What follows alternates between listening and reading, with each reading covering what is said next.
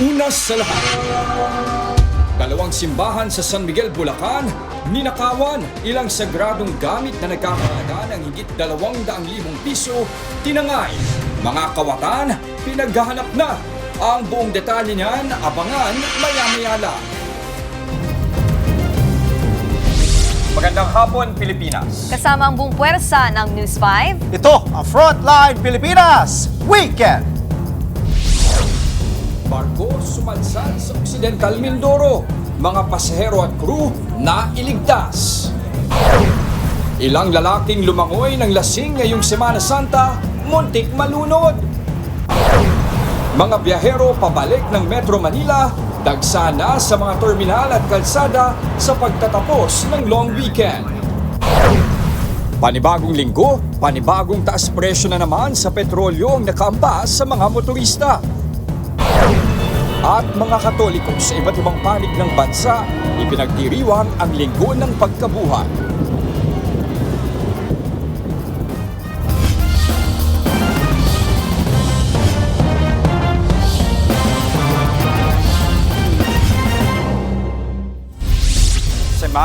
Semana Santa pa man din pero hindi pinatawad ng mga kawatan ng simbahan. Sa San Miguel, Bulacan, libu-libong halaga ng mga gamit ng mga imahen mula sa dalawang simbahan ang tinangay. Narito ang Frontline Report. Sa loob ng simbahang ito sa San Miguel, Bulacan, tradisyon ng isinasagawa ang mga misa kasabay ng Semana Santa. Pero sa bandang altar, kapansin-pansin ang imahe ni San Miguel Arcangel na walang mga gamit, gaya ng espada, sibat, kalasag at dalawang pakpak na pawang gawa sa pilak. Pinaniniwala ang ninakaw ang mga ito. Nadiskubre lang daw ito kahapon ng Sabado de Gloria. Lumitaw na merong pagdidistrong ka doon sa lock nung pinto nung kinalalagyan ng imahe. Bagamat di pa masyadong antique, siyempre mahalaga yun dahil sa gamit ng santo o ng imahe ng aming patron na si San Miguel Arcangel. Aabot daw sa 235 pesos ang halaga ng ninakaw na mga gamit. 150,000 po. Yung dalawang pakpak o yung espada. 25,000. Okay. Tapos yung meron pang isa. Yung sibat po ay sibat. parang 40,000 po yun. Tapos yung kalasag po nasa 20,000. Dati na rin daw nanakawan ang naturang simbahan. Pero ang tanging hiling nila ngayon, Hopefully, dumating ang sandali na mabalik. Opo. Yan ang aming pinagdarasal. Opo. Ang totoo nga, nag-aalok ang butihing mayor namin na si Mayor John Bong Alvarez na para mabalik yon ay magbibigay siya ng pabuya. Kung sino man ang gumawa nun, makonsyensya. patuloy ang investigasyon ng mga pulis para matukoy ang salarin. Sa bayan pa rin ng San Miguel, ninakaw rin ang ilang gamit ng parokya ng mahal na birheng mapanglunas, kabilang ang kalis, ostensoryo at krusipiho. Panawagan ng simbahan, makipag-ugnayan agad sa pamunuan ng parokya ang sino mang makapagtuturo sa kinaroroonan ng mga nasabing gamit. Nagbabalita mula sa Frontline, Pia de Guzman, News 5.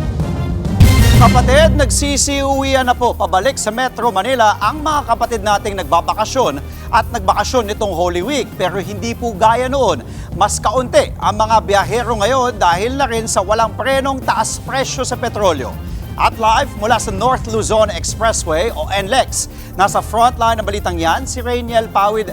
Rainiel, kamusta ang sitwasyon dyan sa NLEX? Mas kaunti nga ba ang mga biyahero ngayon kumpara noong mga nagdaang taon?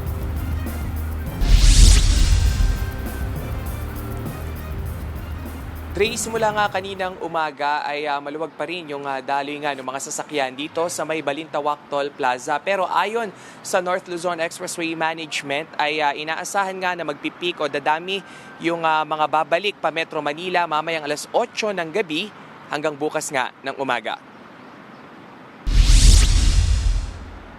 Sa Bukawi, Bulacan, si Alan. Matapos ang Semana Santa break, back to normal grind na siya bukas. Kaya naman habang maluwag pa ang kalsada, napagdesisyonan niya ng bumiyahe. Siguro mamaya pang gabi yan, mag-uwian na. Kasi bukas may pasok na. Although kahit may pasok naman na, medyo maluwag na ang EDSA ngayon. Bakit po kaya? Ay, siguro, yun nga, nagtitipid sa pagbiyahe gawa sa mahal ng gasolina. Mula San Fernando sa Pampanga naman sina Julie at Ann. Dahil naka-electric car, no problem pagdating sa gasolina. Pero dahil alam nilang balikan na ang mga biyahero mamayang hapon, matapos magsimba, nag-drive na sila pa Maynila. Walang traffic, diretso kami, smooth ang aming biyahe. Ganito, ayaw na namin magpagabi kasi alam namin mamaya medyo traffic na. Ayon sa NLEX Management, magsisimula ang dagsa sa volume ng mga sasakyan mamayang hating gabi hanggang bukas ng umaga.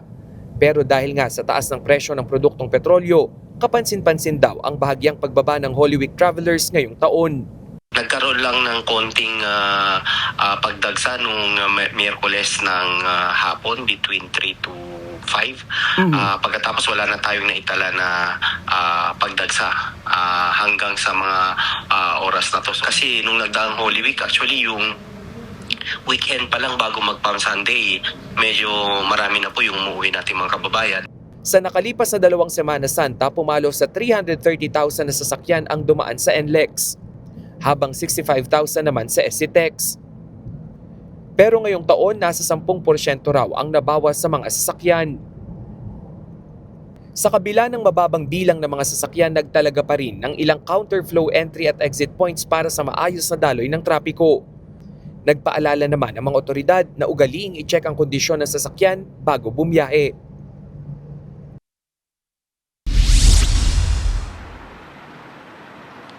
Dre, kung may mga kapatid nga tayo na pabalik na ng Metro Manila, meron namang ilan na naabutan tayo dito sa may Balintawak Toll Plaza, dito sa northbound, no, ay papunta pa rin sila ngayon doon nga sa norte. Ang sabi nila, sinadya raw talaga nila na ngayon nga bumiyahe para makaiwas nga dito sa dagsa ng mga turista at ng mga magbabakasyon sa kani-kanilang mga probinsya. Isa pa sa nakita nating diskarte nitong ilan sa mga biyahero ay yung ilan, kaya nga medyo kumonti raw yung mga bumabiyahe ngayon na mga sasakyan dahil yung iba nga ay nag-carpooling o yung mga magkakaibigan o magkakaanak na papunta lamang sa iisang destinasyon ay sa iisang sasakyan na lamang sumakay.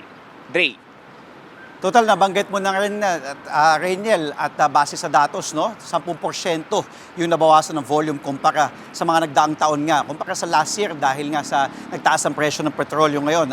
Ang daming mga kapatid natin ayaw na gumamit ng kanilang mga sasakyan, nag-carpool. Ang tanong ko yung mga aksidente, Rainiel, may nalaman ka bang ulat mula sa management ng NLEX na bumaba din ba ang insidente ng mga aksidente o kung meron man dahil nga mas bawas ang sasakyan? At kitang-kita sa likod mo dahil ganito, usually pauwi na nga yung ating mga kapatid. Pero pagdating sa road accidents, Rainiel, bumaba din ba ang cases?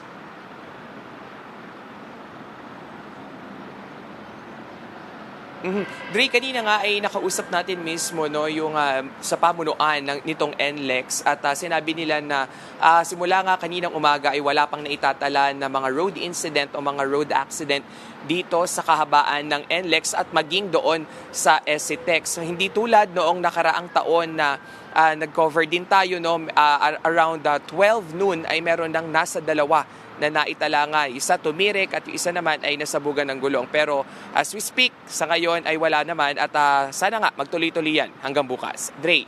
Last question na lang, Niel. Yung lahat ng toll booths naman gumagana, no? Wala naman sira na toll booth dyan sa Balintawak sa NLEX.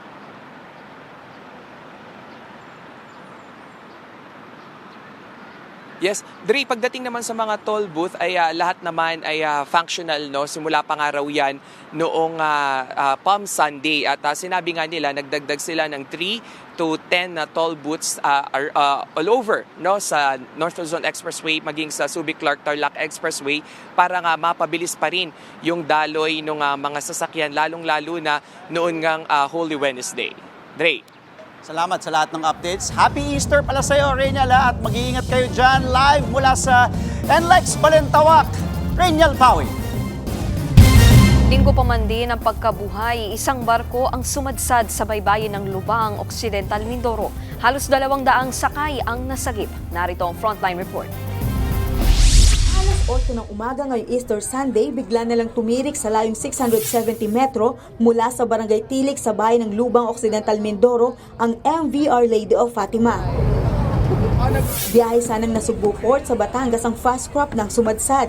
Dahil kaalis pa lang ng pantalan, na-i-report yan agad at nakaresponde ang nakabantay na Philippine Coast Guard. Sinundo ng MV Princess Christine II ang 162 na pasahero at 8 crew ng barko pabalik sa Tilik Port. Wala namang nasaktan. Base sa inisyal na impormasyon, sumadsad ang barko dahil low tide. Mabato rin ang ilalim ng dagat. Wala namang nangyaring oil spill. Nasa labas din daw ng Marine Protected Area ang nangyaring insidente. Sa kabila niyan, patuloy ang inspeksyon pati na sa barko na pansamantalang sinuspindi ang pagbiyahe. Nagbabalita mula sa Frontline, Maylin Valencia, News 5. Sa iba pong balita, pansamantalang ipinagbawal ang lahat ng trekking at hiking activities sa Mount Kabunian sa Bacon, Benguet kasunod ng pinsalang iniwan ng grass fire doon. Huwebes Santo po ng gabi nang sumiklab ang sunog. 18 turista at 3 tour guide ang na-stranded. Ligtas naman silang nakababa kalaunan. Nagsasagawa na ng assessment ang lokal na pamahalaan para matiyak na ligtas ng akyatin muli ang bundok. Pinapayuhan nila mga hiker at turista na may planong umakyat sa bundok na makipag-ugnayan muna sa Municipal Tourism Council. Nakapagtala ng effusive eruption o tahimik na pagputok ang bulkang Mayon sa Albay. Kita sa kuha ng PROX kaninang alas 2 ng madaling araw ang pagbuga nito ng lava at pyroclastic density currents o uson. Ito na ang ika-89 na magkakasunod na araw ng pag-aalboroto ng Mayon. Nananatili sa alert level 2 ang bulkan, ipinagbabawal pa rin ang paglapit sa 6-kilometer permanent danger zone nito. Puspusan ang paglilinis at pagsasaayos sa LRT at MRT bago ang pagbabalik operasyon bukas. Nakasuspende ang operasyon ng mga tren ngayong Holy Week break para sa taunang maintenance. Sa MRT, nagkaroon ng deep cleaning sa mga bagon at escalator. Isinaayos din ang mga fire pumps sa estasyon at power systems. Bagong pintura na rin ang mga marker sa platforms. Sa LRT naman, kabilang sa mga isinaayos ang ticket vending machines at pagpapalit ng bagong rail sleepers. Ganon din ang maintenance sa material recovery facility. Susunod, misis patay sa pananaksak ng asawa sa Angono, Rizal. 2 nilang anak nakatakas. Kabi-kabilang sunog, sumiklab ngayong Semana Santa. At pasaway na driver, nagmaneho ng bukas ang pinto ng sasakyan at nakatayo pa. Lahat ng yan sa pagbabalik ng Frontline Pilipinas Weekend.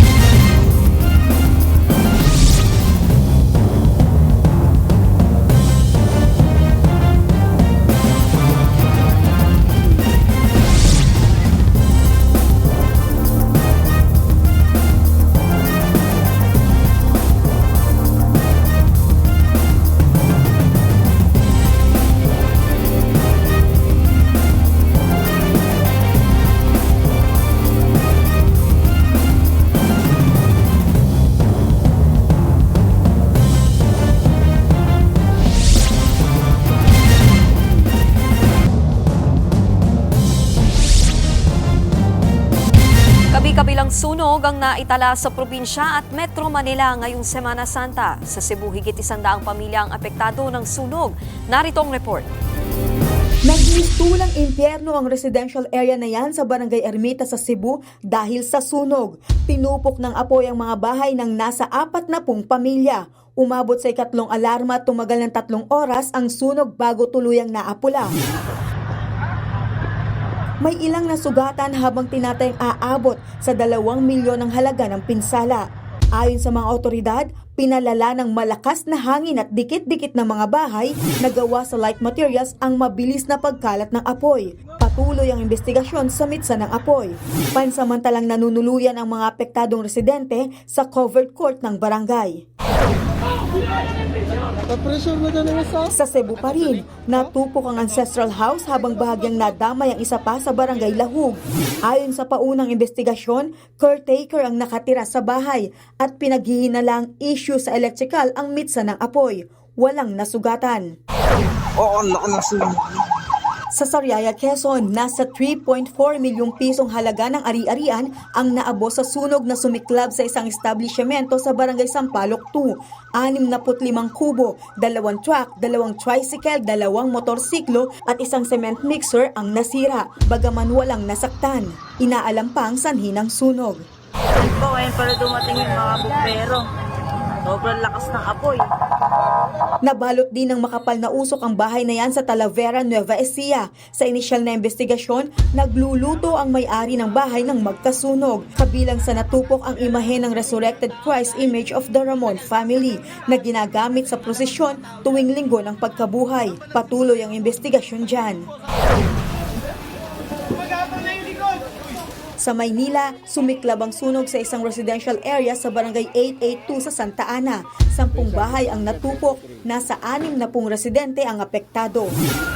Iniimbestigahan na ang pinagmula ng apoy. Nagbabalita mula sa Frontline, Maylin Valencia, News 5. Pinagpapaliwanag ng LTO ang driver na nag-viral matapos magmaneho ng bukas ang pinto at nakatayo sa kanyang sasakyan. Chinese. Hoy, mga disgrasya ka, hoy! Ayun, oh. Sa viral video, makikitang pinagsabihan ng kapwa motorista ang naturang driver. Pero denma ito at nagawa pang sumayaw-sayaw. Makalipas ang ilang minuto, umupo rin ito pero bukas pa rin ang pinto ng kotse. Nang makarating sa LTO ang naturang insidente, agad sinuspinde ng 90 araw ang lisensya ng driver. Inilagay rin sa alarm status ang naturang sasakyan. Samantala, nasabat ng mga otoridad ang nasa 3.4 million pesos na halaga ng shabu sa Makati. 2 high-value individual ang naaresto sa operasyon sa Barangay Singkamas. Nakuha sa kanila ang 500 gramo ng shabu pati na ang buy bus money. Napigilan naman ang tangkang pagpuslit ng 21 million pesos na halaga ng shabu sa NAIA Terminal 1. Galing Kuala Lumpur sa Malaysia ang senior citizen na suspect nang mabisto sa X-ray machine ang dala niyang droga sa loob ng bagahe. Habang sa Maguindanao del Norte naman, 50 milyong pisong halaga ng smuggled na sigarilyo ang nasabat. Inabando na lang ang mga yan sa bakanteng lote malapit sa pampang ng Ilog. Pinaghahanap na ang mga suspect. Halos kalahating porsyento ang ibinaba ng mga turista ngayong Semana Santa sa summer capital of the Philippines. At ang mga tsupet at tindera tuloy tila nagpenitensya raw sa tumal ng kita. Nasa frontline ng balitang yan, si Ian Suyo. Ng malamig na panahon sa Baguio City, nanlalamig din ang kita ng mga tsuper at negosyante sa summer capital of the Philippines ngayong Semana Santa. Isang nga riyan ang nakausap kong jeepney driver na si Joren. Pumapasada siya mula alas 4 ng madaling araw hanggang alas 8 ng gabi. Pero ang dating 1,000 pisong kinikita tuwing peak season, ngayon nasa 300 pesos na lang. Na para bang nagpepenitensya rin ang kita dahil kaunti ang mga turista. Walang maiuwi. Pinagtyaga lang namin yung mga commuters para may masakyan sila eh. So matagal kayo naghihintay? Opo. Gano'ng katagal? Mga 3 oras, ganun. Para lang mapuno? Oo. Para masunod yung pila namin. Si Marlo naman, rutang pa Harrison Road ang biyahe. Dahil may matataas at paahon na parte ang kanyang ruta, kinakailangan niyang dumiskarte para makatipid sa gasolina. Minsan hindi kami magpo-full tank, unti lang naman yung kakarga namin. Makuha sa krudo pagka akyatan. Kaya inaalalayan na lang namin. Ayon sa Baguio City Tourism Office, bumaba sa 40 to 50% ang tourism rate nitong Semana Santa kumpara noong nakaraang taon. Kaugnay pa rin yan ng walang tigil na pagsirit ng presyo ng gasolina. Maging mga maliliit na negosyante sa paligid ng lungsod, umiinda na rin. Nako, ibang-iba. Kung ikukumpara mo ba last year, gaano karami tumatating dito? Sir, walang 1/4 ng turista ngayon. Ayon kay Baguio City Mayor Benji Magalong, namahagi na sila ng fuel subsidy sa mga apektadong tsuper. At magkakaroon uli ng succeeding pa ng mga payouts pa uli. Another is meron pa kami in-expect uli na payout coming from the DOTR naman. Sa mga susunod na linggo, nakatakdang maglabas ng contingency plan ang lokal na pamahalaan para tugunan ng iba pang apektadong sektor. Nagbabalita mula sa Frontline, Ian Suyu, News 5. Susunod, Amerika may bagong ultimatum sa Iran, pero ang Iran nagbanta rin. Panibagong taas presyo sa petrolyo nakaamba kung magkano alamin. At 4 na astronaut na papunta sa buwan, pinaghahandaan na ang lunar flyby. Huwag po kayong bibitiw mga kapatid, magbabalik ang Frontline Pilipinas Weekend.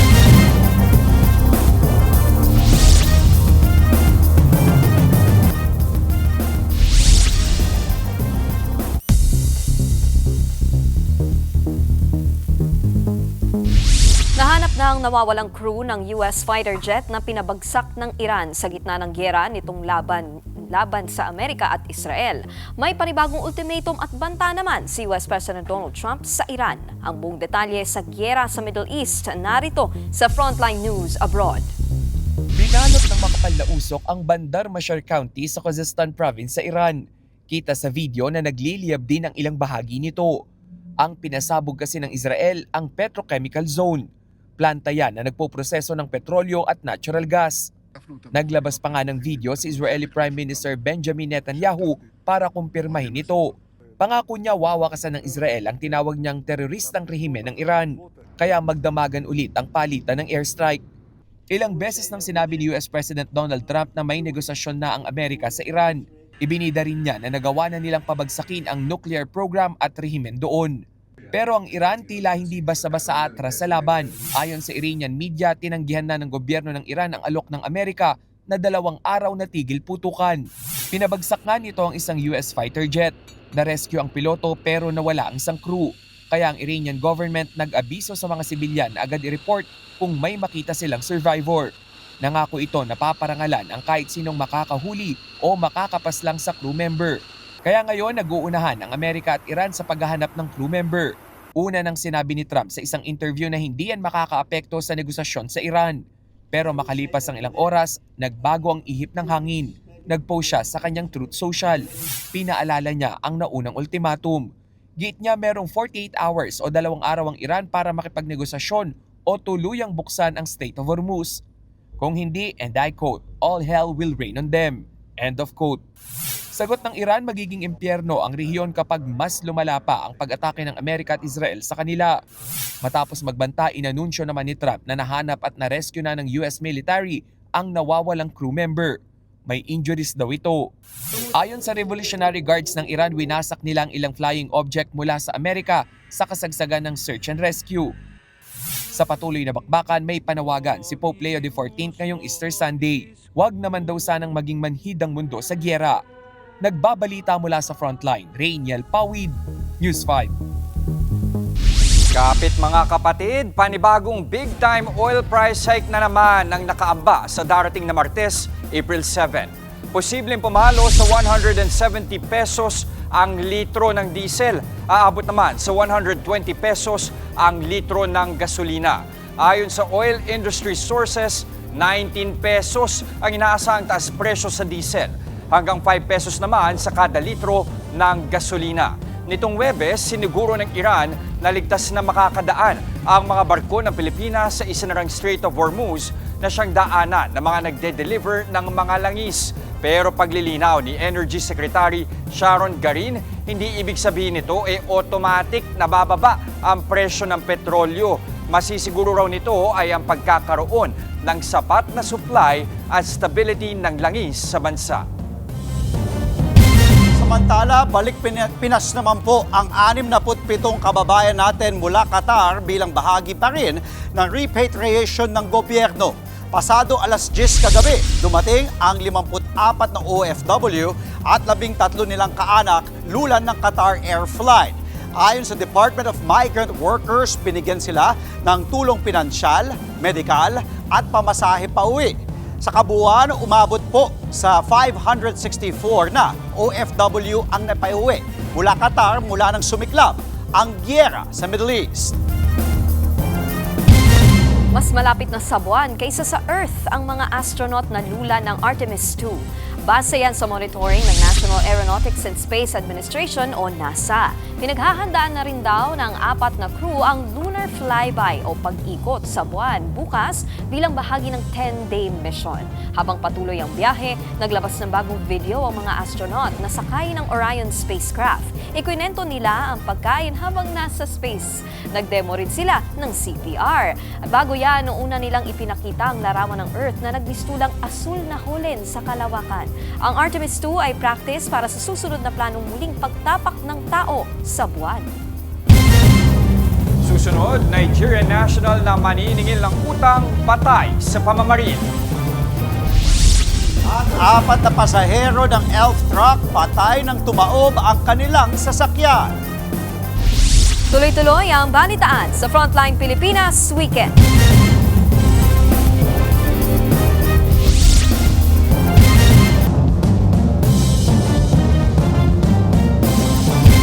Balik Metro Manila na ang ilang kapatid nating nagsemana Santa sa kani-kanilang mga probinsya. Live mula sa Parañaque Integrated Terminal Exchange, nasa frontline ng balitang yan si Mondi Lopez. Mondi, dagsana ba yung mga kapatid natin dyan sa PTEX?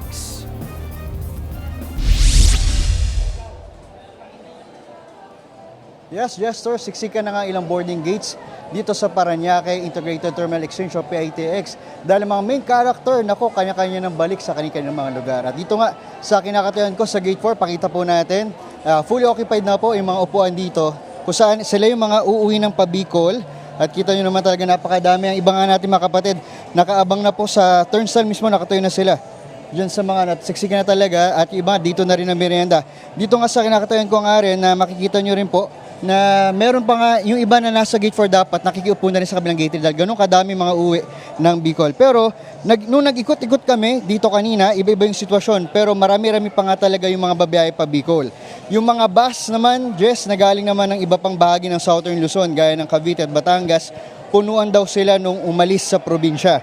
Pero medyo matagal naman bago sila makapagpuno ng pasahero bago bumalik ng probinsya. Sa mga naghihintay naman ng biyahe sa norte, gaya na lang sa Olongapo, Baguio, Dagupan, Cabanatuan, Balanga, Dau at Nueva Ecija, kalmado naman ang sitwasyon.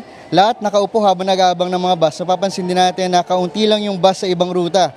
May ilang chuper din daw na umaga pa noong unang biyahe, yung mga driver natin na talagang bumiyahe nung umaga tapos nung hapon na lang sumunod na bumiyahe para makatipid na rin sa krudo. Tapos kanina nga nakausap ko yung ilang bus operator dito, sabi nila talagang medyo nabawasan nga talaga yung mga bumabiyahe. Tapos mahaba yung pila pero marami ng mga bus. Mga pasero talaga paunti-unti rin. Sa Pabalagtas, Bulacan naman yung mga kapatid natin nasa labas na inaabangan na yung mga punuan ng mga bus. Tapos ito nga, Jess, yung mga umuwi rin ng Antipolo, kanina nakita rin natin, Antipolo, sa may MOA din, yung MOA din kanina, malapit lang dito sa PTEX pero konti lang yung pili. Kaya naman talagang kanya-kanyang diskarte yung mga kapatid natin. At ito, ako nga kanina, bala ko magpunta rito, sumakay ng LRT, papunta rito. Sarado pa po yung mga LRT mga kapatid natin. LRT 2 and LRT 1 at MRT 3, sarado pa po. At bukas pa po, babalik yung kanilang operation. Ito, mabilis ako, kumustahan lang, tara. Sa mga main characters natin, mabilis lang. Saan tayo pupunta? Ayan. Valenzuela po. Valenzuela? Yes po. Valenzuela. O, kumusta? Balik na sa reality tayo. Anong pakiramdam? Nakakakaba po pero at the same time exciting po kasi magbabalik Valenzuela na po kami and at the same time finals na po kasi namin so sana makapasa po kami.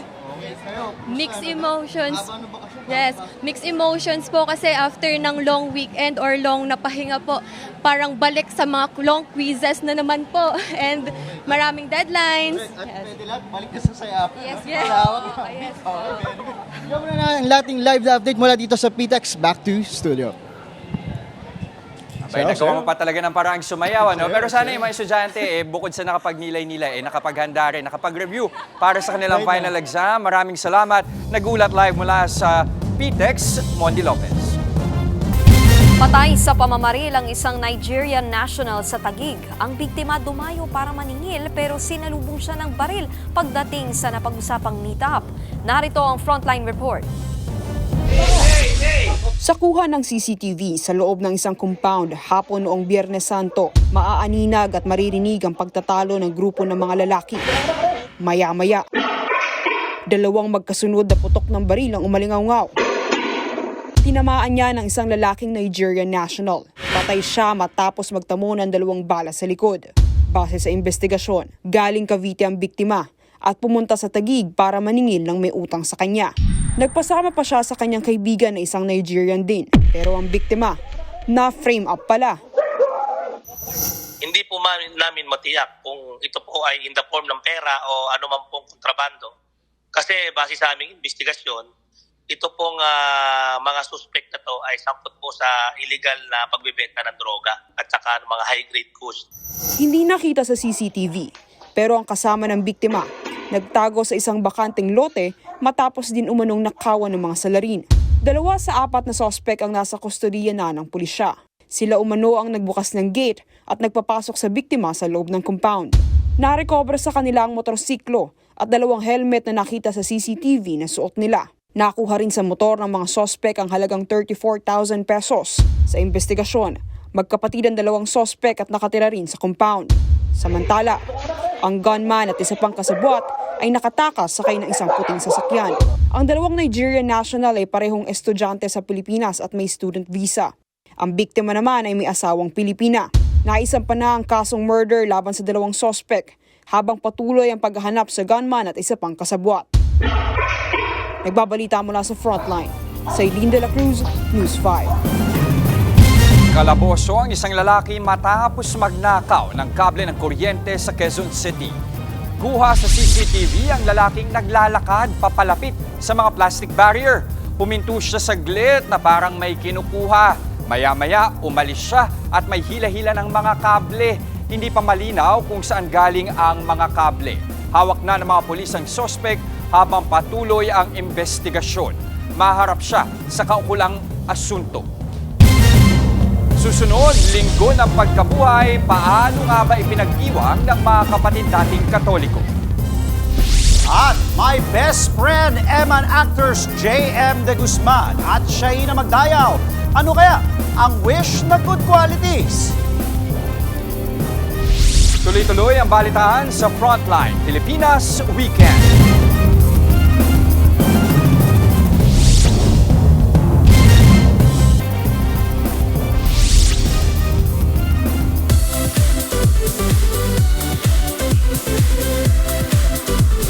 Ibinahagi ni na my best friend Eman star Shaina Magdayaw at JM De Guzman ang good qualities na wish daw nilang magkaroon. Confident. Ano pa ba? Nasa akin na kasi lahat eh. Joke lang! Subukan mo sigurong bigyan ng grace yung sarili mo, mag-sympathize or mag-empathize sa mga tao na nakapaligid sa'yo. Sa TV5 Digital Exclusive, sinabi ni JM na hiling niyang magkaroon ng confidence, abs, height, patience at strong faith. Para naman kay Shaina, gusto niyang mapanatili ang empathy, sympathy, forgiveness, grace at presence sa kanya. Sina JM at Shaina ang bibida sa bagong kapatid seryeng My Best Friend Eman. Kilala rin ang bago nating best friend ngayong April 27 dito lang sa TV5.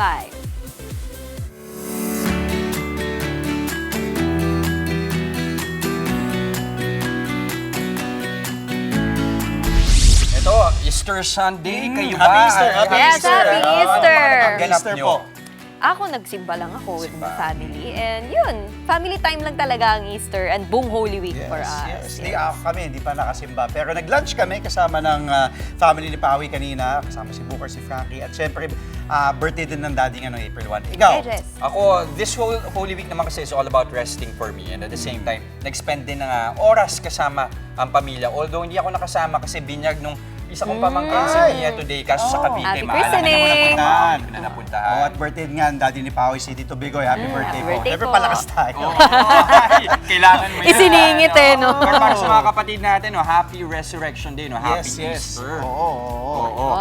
At habang sinasagot ka natin yung tanong ni Chester na Easter, kayo po, sana po naging okay din ang inyong Semana Santa, Jess. Ang mga kapatid natin kasing Katoliko, bumisita sa iba't ibang simbahan para ipagdiwang ang pagkabuhay ni Jesus. At live mula sa Maynila, nasa frontline ng balitang yan, si Bea De Guzman. Bea, kumusta naman ang pagdiriwang dyan?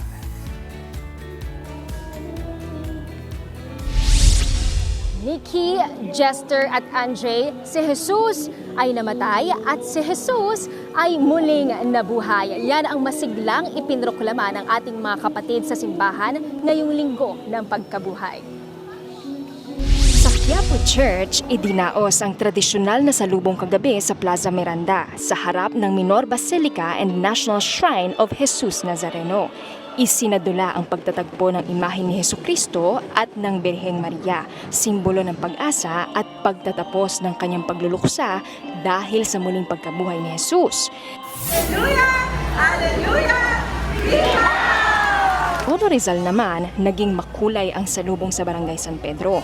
Tampok dito ang pagbigkas ng Dicho sa Birhen, sayaw na valse at gavote para sa Tenieta. Bida rin ang Batang Anghel na umaawit ng Regina Celli habang nakasabit sa Galilea. Samantala, sa Manila Cathedral, isinagawa ang Holy Vigil mula kagabi sa pangunguna ni Cardinal Advincula. Ngayong araw, dinagsa ang Manila Cathedral ng mga deboto para sa Easter Sunday Mass. Si Angeline kasama si Alvin dumayo rito mula pa sa Samar. Para rin po ma-honor natin yung kanyang sacrifices para po sa atin. Napili din po namin itong Manila Cathedral na puntahan or magbakasyon kasi parang historical din po yung place and then mas maganda siyang tingnan lalo na kapag ngayon na linggo ng pagkabuhay din yung simbahan, parang ang gandang tingnan, lang po yung vibes, ang ganda lang po. Para naman sa magkaibigang John at Willie, mahalagang bago makabalik sa trabaho ay mapagdiwang ang muling pagkabuhay ni Jesus. Parang nagre-renew din tayo sa sarili natin, no? So yung spiritual natin, parang nare-renew din. And every year, yun yung laging gawin namin na kahit gaano ka-busy, syempre bukas babalik na sa work, dapat may time pa rin na at least makadaan sa isa sa simbahan. Nakiisa naman si Pangulong Bongbong Marcos sa araw ng pagkabuhay. Hinikayat niya ang publiko na piliin ang malasakit kaysa sa pagwawalang mahala, ang pagiging bukas palad kaysa sa pansariling kapakanan, at ang pagkakaisa kaysa sa pagkakahati-hati. Reconcile sinners to the Father.